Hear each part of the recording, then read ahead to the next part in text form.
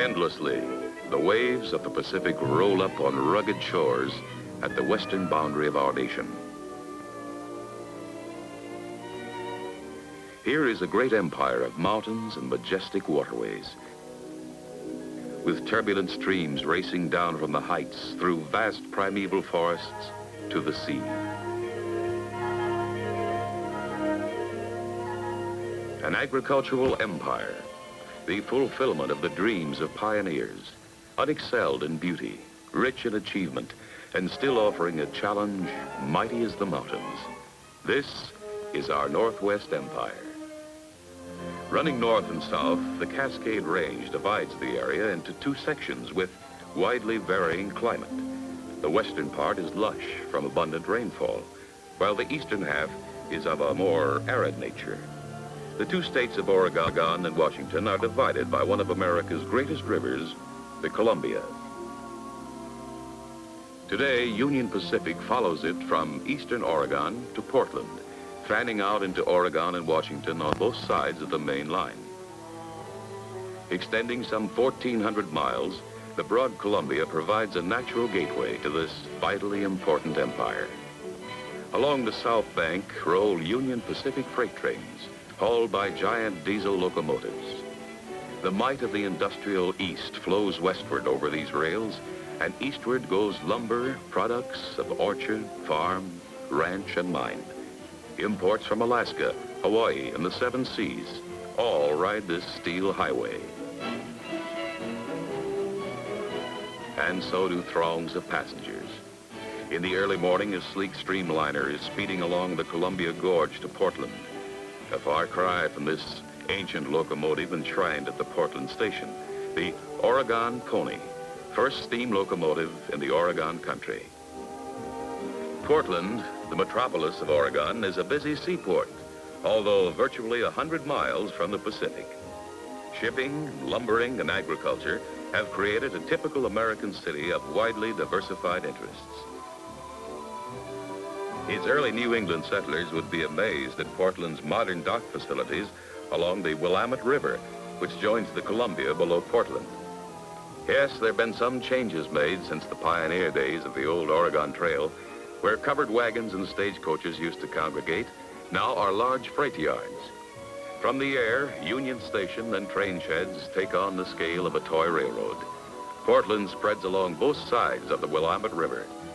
Nationally known as the City of Roses, Portland boasts a variety of blooms. In the spring, the city is almost engulfed by radiant azaleas. They thrive in the moderately gentle climate west of the Cascades. The floral displays in residential areas enhance more modest homes as well. Rhododendrons bring their brilliant hues to Northwest gardens, but roses are tops.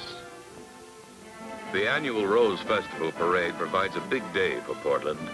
It shows the inevitable queen and attendants, prancing drum majorettes, brass bands, floral floats decorated with gems of feminine charm, and a floating merry-go-round, all to the utter amazement of Portland's future citizens. Well, after all, there's nothing quite like a parade, and in many ways, no other city quite like Portland. Every afternoon, the streamliner City of Portland pulls out of Union Station, headed for Chicago, and points east. Across the spectacular countryside streaks the golden streamliner. Passengers relax as scenic beauty begins to unfold for long stretches of interesting landscapes lie before them. Here at Oregon's Multnomah Falls, we say bon voyage to our eastbound travelers. These falls on the Columbia River Highway are world famous.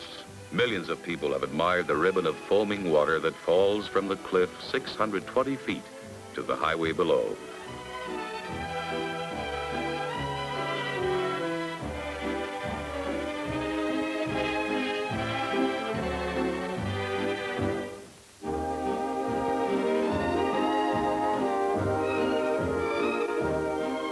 Although the Northwest is a vast country, Portland and Seattle are only 187 miles apart, with the Puget Sound city of Tacoma between them.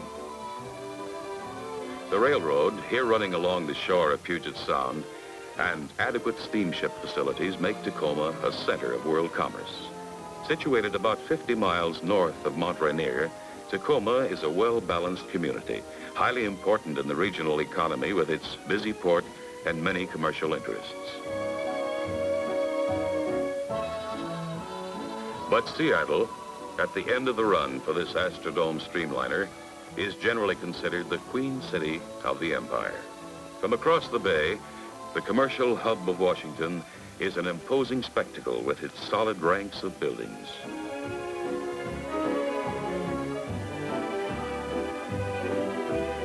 Here at the extreme northwest tip of the United States has risen one of the nation's great cities with a population of about 500,000. Here the free spirit of the Old West blends with the dynamic drive of modern industry. Seattle's commercial monuments proclaim its solid achievements in years past, and future possibilities are limitless. Miles of office buildings, smart shops, and fine hotels reflect the buying power and wealth of its enterprising citizens. And Seattle's great harbor, along with that of Portland, share the major traffic to Alaska. It is also the nearest American port to Hawaii and the Orient. Into the holds of freighters moves an endless variety of products, including Northwest flour for export to all the world.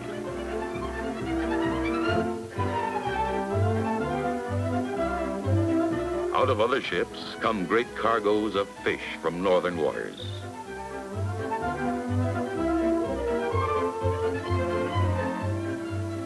Much of this fish is quick frozen and shipped to all parts of the country. East of the harbor is Lake Washington with its famous floating bridge.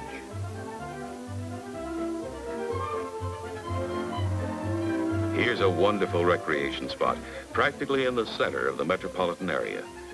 Along its shores are homes both large and small, whose owners can go swimming right in their own front yards.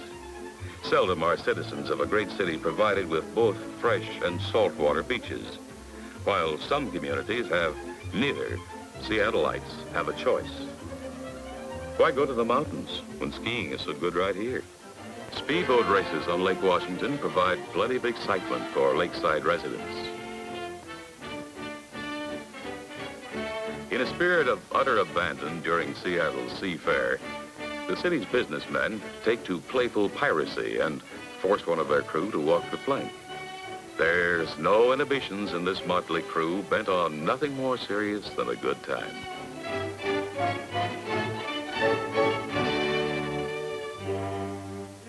The Sea Fair comes but once a year, but down at the docks, the serious business of shipping goes on every day with cargoes of infinite variety.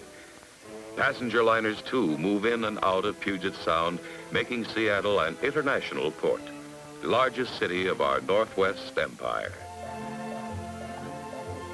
And it can truly be called an empire built on water. The mighty Columbia drains an area almost a third as large as Europe. Concrete milestones of the March of Progress are the huge dams spanning the Columbia. The Dalles Dam is the fourth in a series now at work on the famous river. A concrete fish ladder permits the homing salmon to reach their spawning grounds in the upper tributaries. The dams produce enormous amounts of hydroelectric power. This is Grand Coulee Dam, built by the U.S. Bureau of Reclamation on the Columbia, 92 miles west of Spokane. It serves a dual purpose, creating power and storing water for irrigation. The world's largest concrete and steel dam, it is 4,300 feet from bank to bank. Grand Coulee helps to irrigate over 1 million acres of dry land in the eastern Columbia Basin. Excess water goes over the spillway down the river to be impounded by other dams. One of these is Bonneville Dam, constructed by the Army engineers. It too produces hydroelectric power. Huge generating plants use the water to generate electricity for thousands of Northwest industrial establishments. A smooth, uninterrupted flow of power is of vital importance to an ever-expanding industrial commonwealth. And seldom are the benefits of extensive enterprise confined to a single group or segment of industry, whether labor, agriculture, commerce or transportation, the wheels of progress turn for all. Union Pacific freight trains bring in raw alumina and carry away the aluminum ingots produced in plants like this. From the moment the powdered alumina enters the plant, technological science goes to work producing that versatile metal so essential to modern living. Great amounts of electricity are required for smelting the basic primary aluminum. Because of the abundance of hydroelectric power and convenient rail transportation, there are many of these plants in the Northwest today, turning out aluminum for the manufacture of everything from thimbles to skyscrapers and railroad cars. At Tillamook, Oregon, this modern plant devoted to the making of cheese is one of many scattered over the area. A temperate climate and lush pastures combined with high-producing herds make the manufacture of cheese big business, and Northwest cheeses are famed the country over for variety, flavor, and goodness.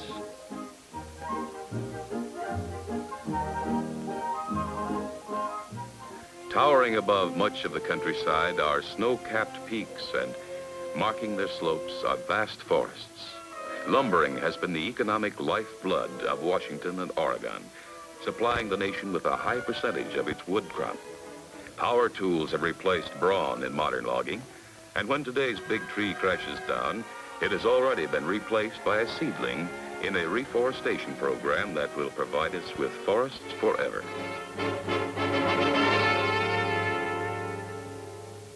Precision logging prevents waste, and in the American tradition, heavy machinery does the heavy work, swinging great logs as if they were so many toothpicks onto waiting trucks, providing maximum safety and saving manpower for skillful tasks. There are enough logs on this load to furnish lumber for a 5-room house. Today's logging is done on a scientific basis far different from the methods employed many years ago. When human skill and modern machines complete their work, the massive logs are ready for their jaunt down the mountainside.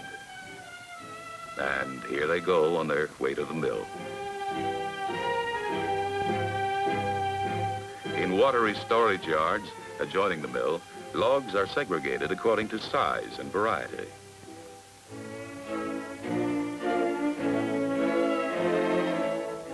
Here the new arrivals are deftly introduced to the river.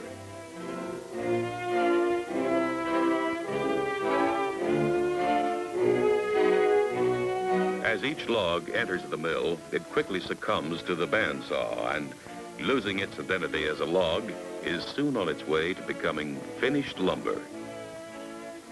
Probably no industry contributes more to American progress.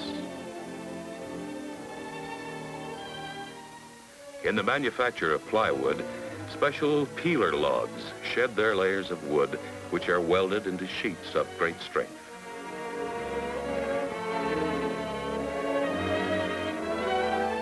In this extensive mill yard, various types of lumber await shipment to all parts of the country and the world.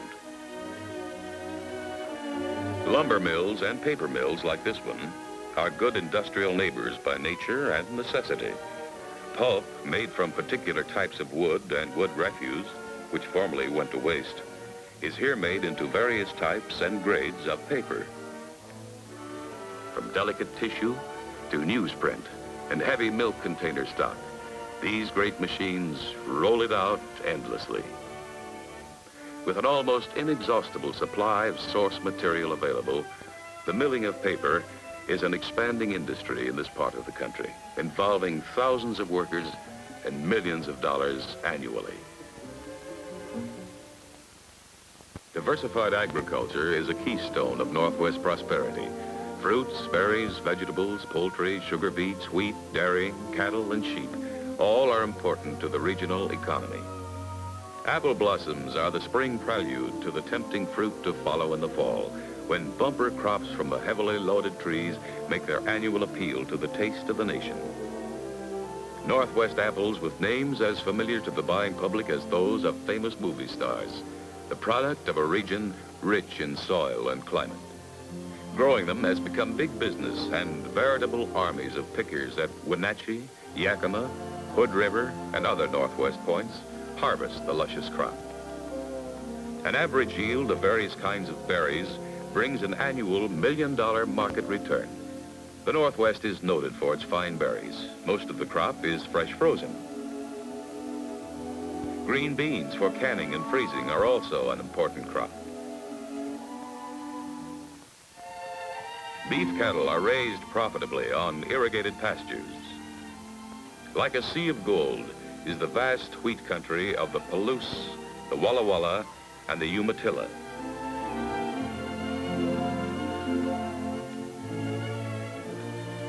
Progressive agricultural methods and adaptable varieties have increased production, and wheat and flour are important Northwest commodities. There's some beautiful country in Northwest Oregon, and majestic Mount Hood is seldom out of view.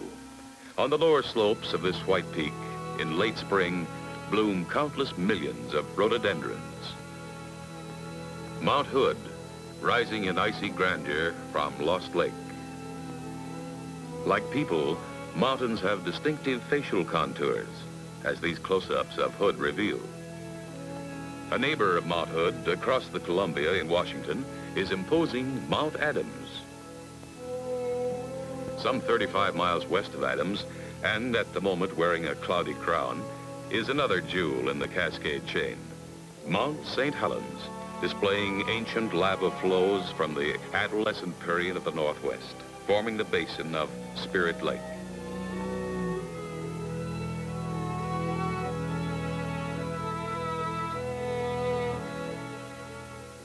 Tipsoo Lake is one of the many charming little beauty spots set against the backdrop of magnificent Mount Rainier, fourth tallest in the United States.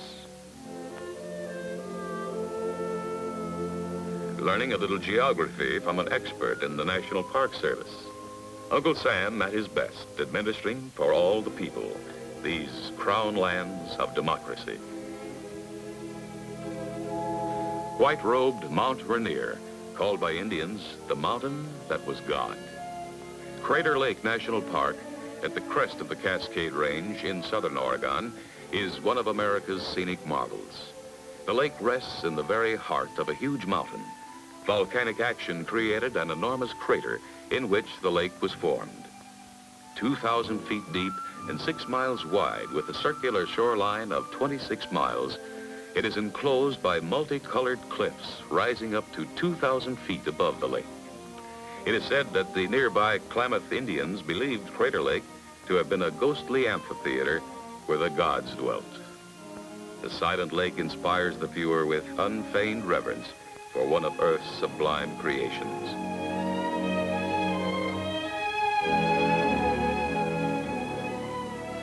Through deep forests of Douglas fir, this highway leads to Olympic National Park, a vast domain of over 800,000 acres. This park includes some of the most primitive areas in this country of rugged mountain scenery.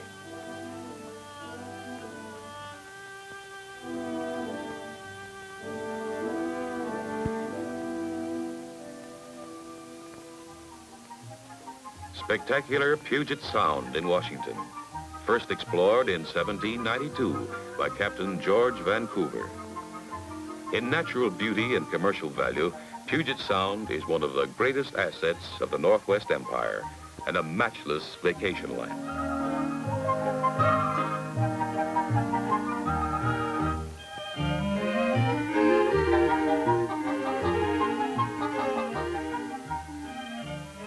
This ferry boat serves the San Juan Islands, carrying visitors on excursions through a group of heavily wooded islands comprising a beautiful recreational area in Puget Sound.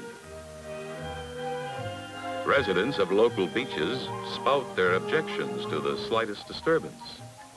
A touch of the finger brings instant reaction from these large clams, known locally as horse clams. Mighty delicious in San Juan clam chowder. The cold waters of the Northwest produce a variety of seafood of fine quality. Commercial salmon fishing is a lucrative enterprise. Here, a purse seiner is setting its net.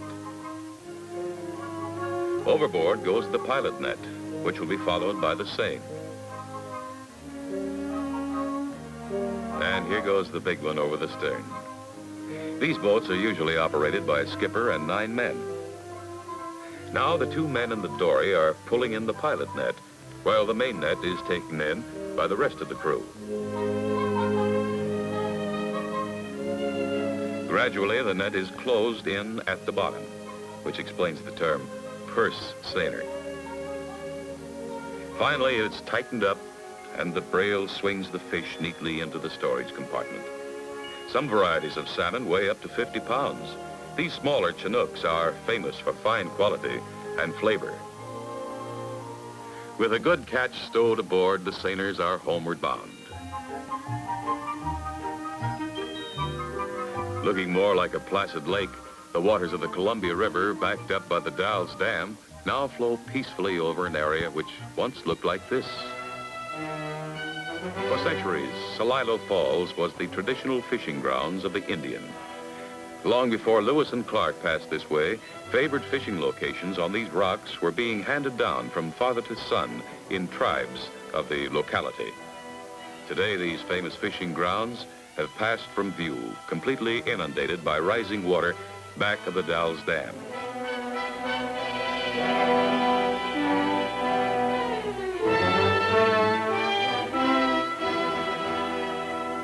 The Indians received compensation, but their famous landmark has vanished beneath the floods of time and progress. Pleasure boating and sport fishing are popular recreations. Unique fishing accommodations sometimes border on the extreme. Curling logs in competition for fun and glory. It calls for perfect equilibrium as well as a sense of humor. Fancy footwork determines the outcome. But shucks, it's as easy as falling off a log. Today, descendants of tribesmen who once harried the covered wagons parade in tribal regalia at the famous Pendleton Roundup, an annual event in which local citizenry and neighboring Indian tribes turn the city of Pendleton into an old-time Eastern Oregon cow town, commemorating the achievements of the sturdy pioneers who braved long months of cross-country hardships to reach the new land at the end of the Oregon Trail. These sculptured faces were made for eagle feathers. And these Indian girls are real American beauty queens on horseback. There's a real Western flavor to these real Western sports, whether it's riding a sun-fishing bronc or roping a cantankerous calf in a matter of precious seconds.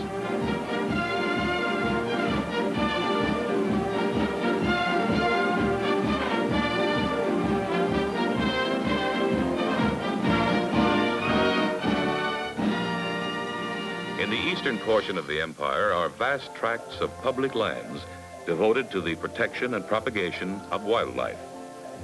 Here live many varieties of birds and animals not commonly seen.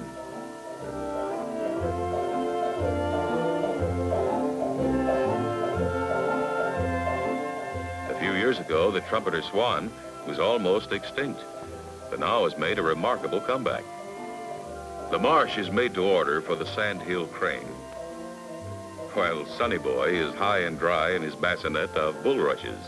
With widespread wings, Mother Crane tries to attract our attention away from her young. A nest full of young cormorants singing for their supper. And a baby great blue heron betrays his already developed sense of self-protection.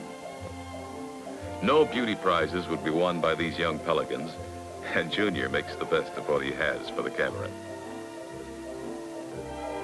Life is worth the living on this federal bird preserve, where their only enemies are natural ones.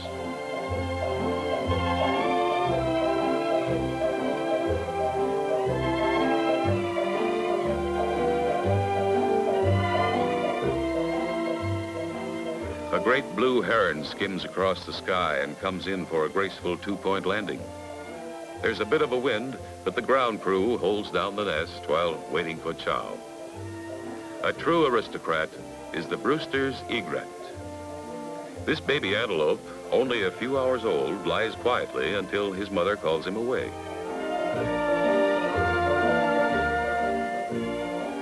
Not bad for legs never used before.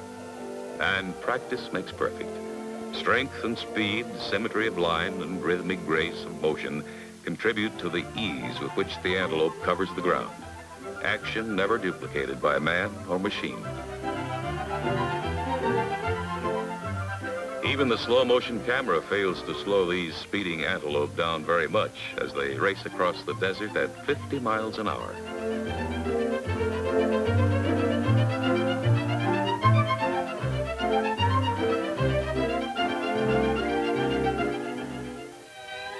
Unsurpassed for rugged beauty is the Pacific coastline of the Northwest.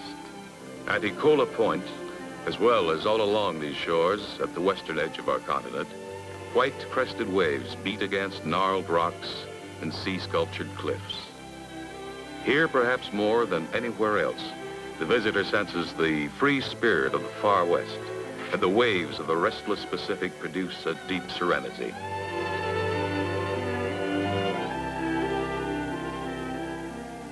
Close to the sea runs the Oregon Coast Highway, world-famous scenic drive. White surf and sand, blue inlets, and dark green trees create vivid and ever-changing compositions. High on the cliff at Hecate Head stands this lighthouse, a warning to ships at sea to avoid this rock-bound coast.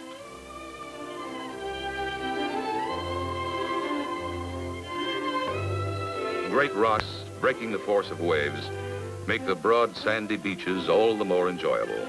Extending for hundreds of miles, they add much to the joys of Northwest outdoor living.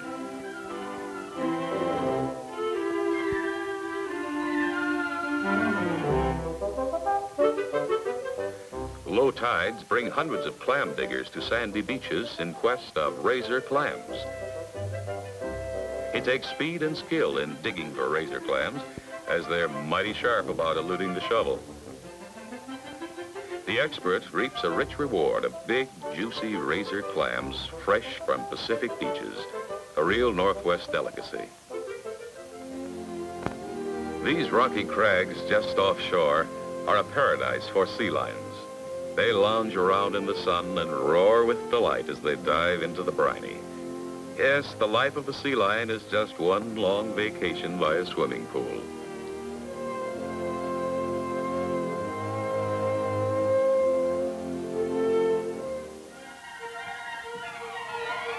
Other offshore rocks provide homes for millions of seabirds, whose plaintive cries as they dive off the rocks drowns out the roar of the surf.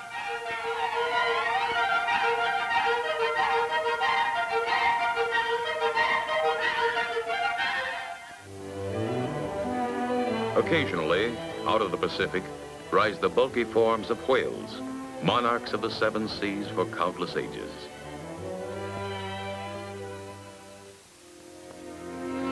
So, at continent's end, blue waves pound against the shore, as they have since the world was young, sounding their eternal music at the portal of our mighty Northwest Empire.